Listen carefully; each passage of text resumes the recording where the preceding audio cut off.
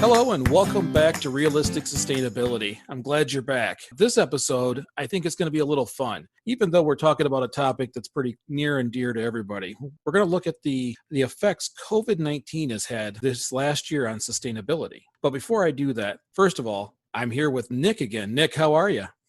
I'm good, Michael. How are you? I'm fantastic. I'm glad that I could get you here on a Zoom call. Today is a social distancing episode.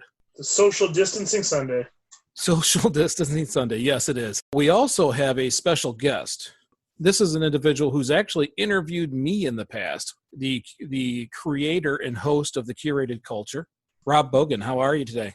I am fantastic. I am very honored to be on your show. Thank you for having me. I really appreciate you coming on. I also have noticed you have had a tremendous amount of YouTube videos coming out as of late. You want to tell us about that? Yeah, absolutely. To bore you with a quick story, I run a website, curatedculture.com. And initially, it was mostly just writing. That was my thing. But now, since more people are working from home, people are schooling from home, most of the time spent is on YouTube. People are consuming more and more video. So I figure I would switch my medium from writing to video. And that's where the YouTube came from. Oh, I'm seeing all kinds of sneaker unboxing and all. It's just so much fun. I'm catching them on Facebook almost every day. Well, thank you for watching. Anyway, so this topic was your topic. This was a message sent from you to me about, this is something that needs to be discussed. So why did you feel like this was something that needed to be discussed right here, right now? Well, honestly, man, I know that, sustainability is a passion of yours, and it's slowly but surely becoming a passion of mine.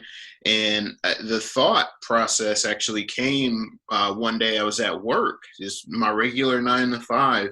And I work in retail in Long Short. Whenever somebody comes in and they use our payment kiosk, we have to spray it, wipe it down, and clean it.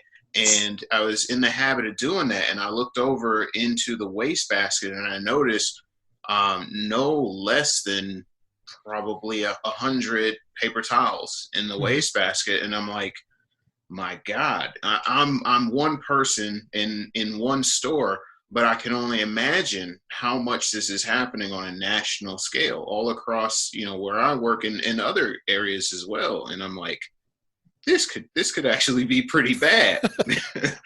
Yeah, well, and Nick has heard me say it. He's even quoted me so many times about single use. And yes, he's already laughing at me. My skin starts to hurt. I start to twitch a little when I talk about single use items, because it's even worse when single use items don't even get used. But that's a whole different problem. So would you say the amount of, let's say, disinfectant wipes, the spray use has gone up by 50%, 100%, 1,000%? Oh man, it's really hard to put a number on it. I know if I'm comparing to just last year in general, I would to blow it out of proportion, I would say 1,000,000%. Nobody was using gloves or masks or anything like that, and it's really disheartening. When I'm not even at work, but just going to the grocery store sometimes just to pick up a few things, and you see gloves in the parking lot, you see masks on the ground, and it's eye-opening.